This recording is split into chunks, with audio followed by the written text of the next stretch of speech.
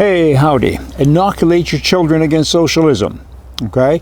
All you have to do, easy, is get one child and put him in the bathroom and say, clean the bathroom and I'll pay you $10. He does a good job, you pay him the 10, you wait a couple of minutes, you walk up and you take 7 of it from the 10 and you go out into the living room and you give that $7 to one of his siblings who sat on the couch and refused to help. That'll be socialism, and from now on, the boy that did clean the bathroom, he'll be a capitalist. That's a good thing. The Crime Prevention Research Center, great organization in America.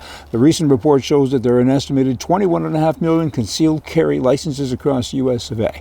And the growth is just phenomenal. It's up 48% over the past 5 years. That'll be it. At a 10.5% increase in 2020 alone. And I'm one of those 21.5 million, don't you know? Concealed handgun permit holders are extremely law-abiding. Permits now, though, are not required in 21 states. So the numbers are very deceiving, right? Because constitutional carry is there. If you pass the background check, you don't need to get a concealed carry permit, right? Unless you're traveling out of state. So some say there's more than 40 million people that carry a gun. That's bad news for the bad guys, because boomity boomity boom, goodbye bad guy. That's their business, right? Is doing bad things to good people, and all of a sudden, over the course of the last several years at least, kind of all of a sudden, that, it's job safety is not good anymore for them. So maybe get a different career. But in the meantime, criminals, they do bad things continually. They have created an economy of police and healthcare, courts and firearm manufacturers, ammo dealers, lawyers, and so many other related trades and professions. And criminals, thank you for your service, but we will get you. Just saying. Marijuana users who are vaccinated may be more susceptible to COVID than anyone else. Who knew? This is a study done by the World Psychology Group. They found that those with a substance use disorder, which is dependence on marijuana, alcohol, cocaine, even tobacco, are more likely to contract to get the COVID, right? I wonder, is that true? They have too many ifs, kind of, sortas, and maybes in this report, but it's just kind of an interesting study nonetheless. In Canada, the Conservatives there recently lost the election. The Conservative leader says this: thank you. He's thanking people and he lost. Thanks to Conservatives like you. We ran one of the best campaigns I've ever been part of. Your hard work has prevented the Liberals from winning a majority. Whoopie-doo. They kind of do have a majority effectively because the other parties, they collaborate with them and they seem to always get what they want anyway. So I don't know that anything was won particularly. And then he goes on to say, we now have a younger caucus with more women, Indians, and LGBT, blah, blah, blah, and a greater regional diversity for our nation, right?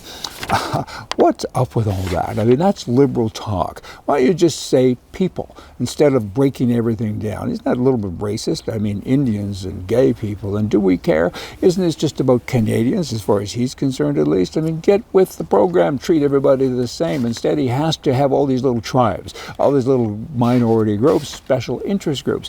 But he focuses on, and that's just wrong, focus on the country.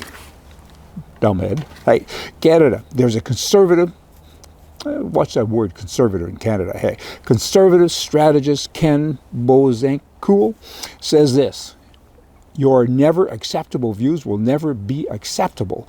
Canadian politicians must no longer tolerate Donald Trump's supporters in their circles. You're kidding me, right?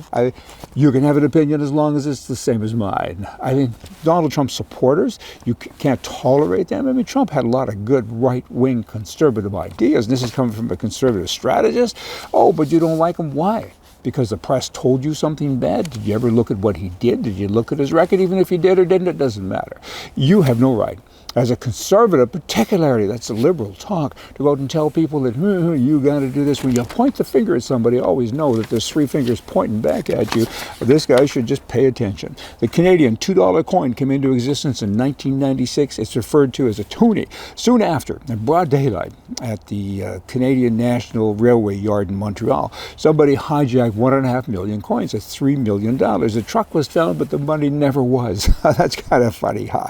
Kind of tough to launder, too. I mean, it's just pocket change anyway. But you know what? Before that, before the toonie came into existence, the dollar bill was replaced by a coin also, and it was referred to as a loonie.